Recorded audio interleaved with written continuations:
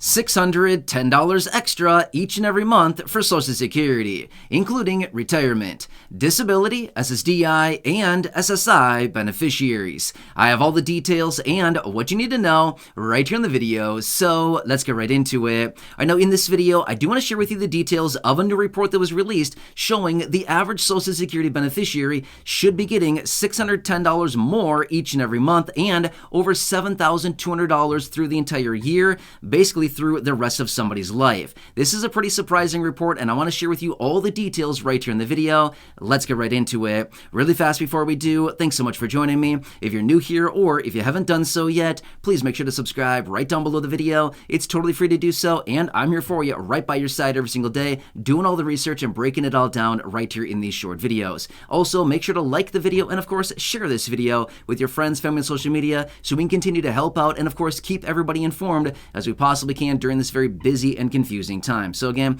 please subscribe down below if you haven't done so yet, and let's get into it and talk about the details of this new report, what they're now saying, and why are we not getting an extra $610 more per month as they're discussing right here in this report, and what all of this actually means. So, like I said a second ago, this actually translates into about $7,200 a year.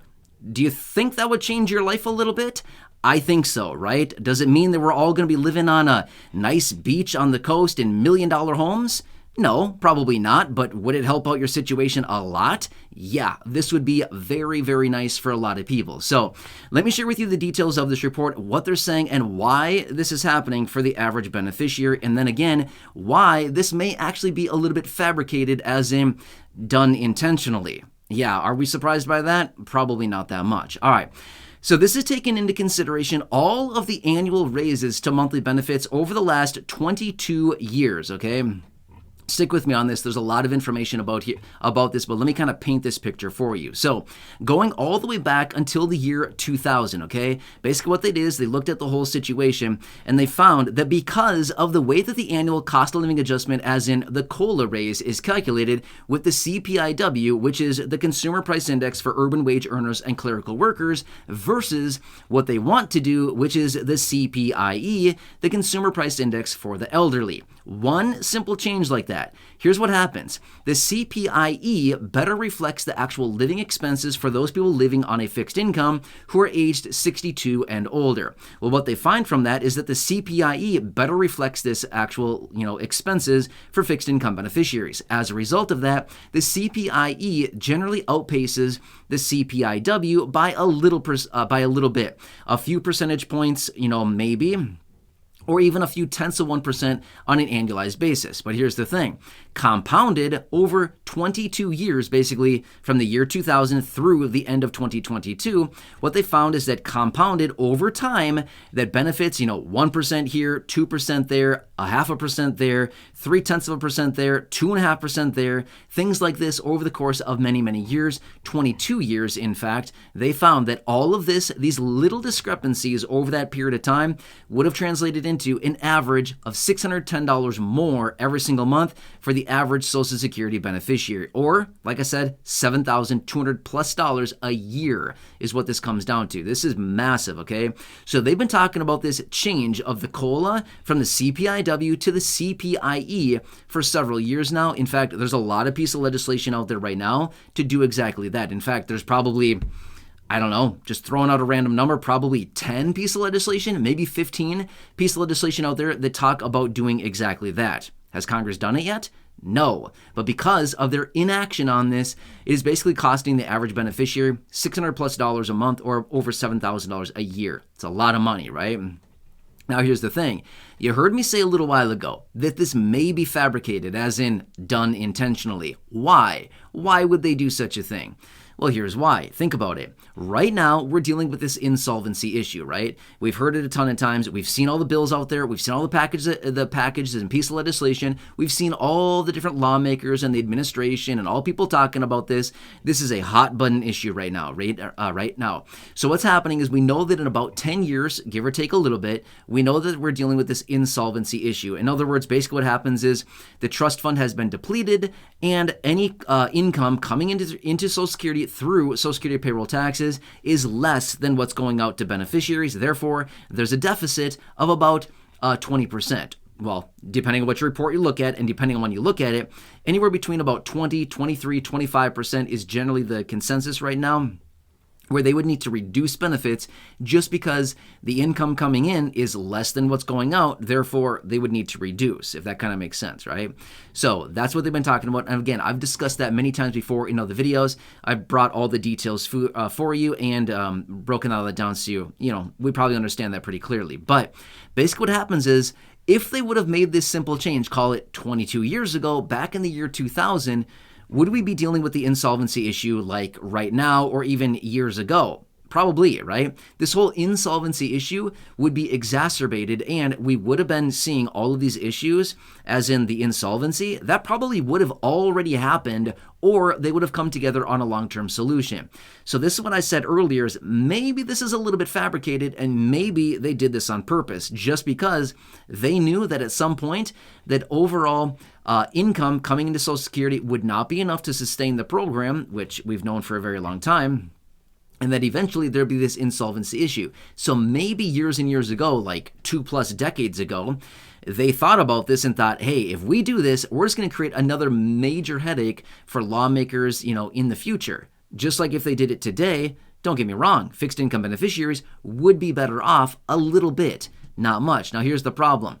If they were to implement this today, as in, let's just say that Congress came together today and they said, we're changing the COLA from the CPI-W to the CPI starting today. Okay, that'd be awesome. That'd be great. It would help out benefits a little bit right now. The problem is time. Time is not on our side right now. Whereas time over the last 22 years is what caused the $610 discrepancy for the average beneficiary. But now we have to work with time again. Can we fast forward time? No. Even if we could, would we want to fast forward time? I'm not sure about you, but I definitely would not want to fast forward time. In fact, I'd hit the rewind button a few times, right? Hit the rewind and go back. That's what I would do. Just because nobody wants to fast forward time for the most part. Maybe some people do, and that's totally fine. But my point is, we don't have time anymore. We have to wait and wait and wait for the compounding effect to take into account, right? But the thing is but over the last, call it 22 years, from year 2000 until through the end of 2022, we had all that time. Now that we look back retrospectively, we can say, look, this is what it would cost. This is what is causing and costing fixed income beneficiaries right now. It is costing us 22 years of time, and it's costing us on average over $7,000 a year. That's the point, okay?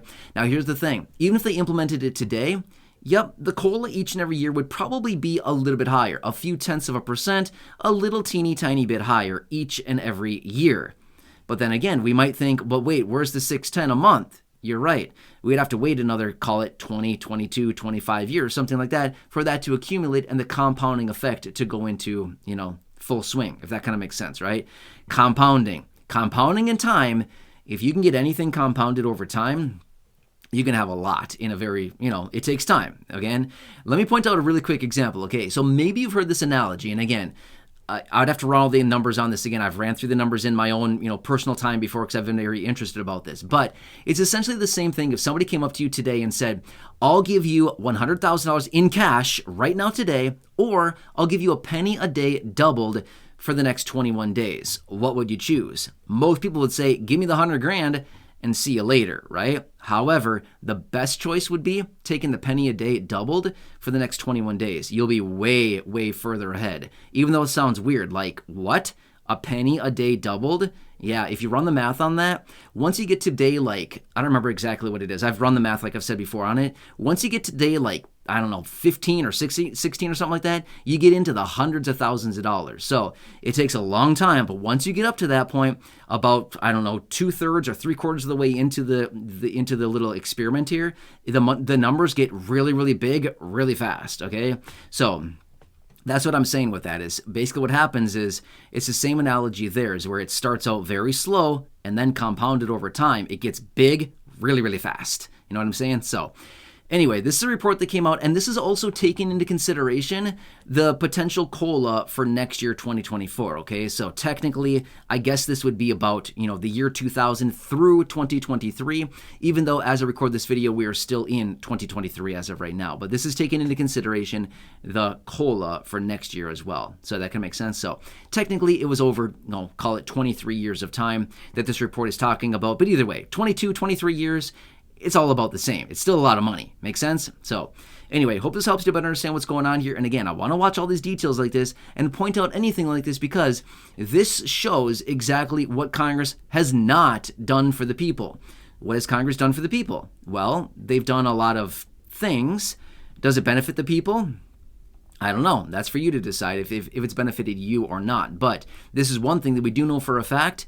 Has offered a disservice to fixed income beneficiaries. Anyway, I'm here for you in any way that I can be. Please make sure to subscribe down below if you haven't done so yet. Share the video with your friends, family, social media, and go back and check out any of the other thousands of videos here on the channel. Until next time, enjoy your day. Take care. Have a good one. Stay tuned. There's a lot of information coming out right now, and I'll bring it to you in these short videos. Enjoy your day. I'll see you again later.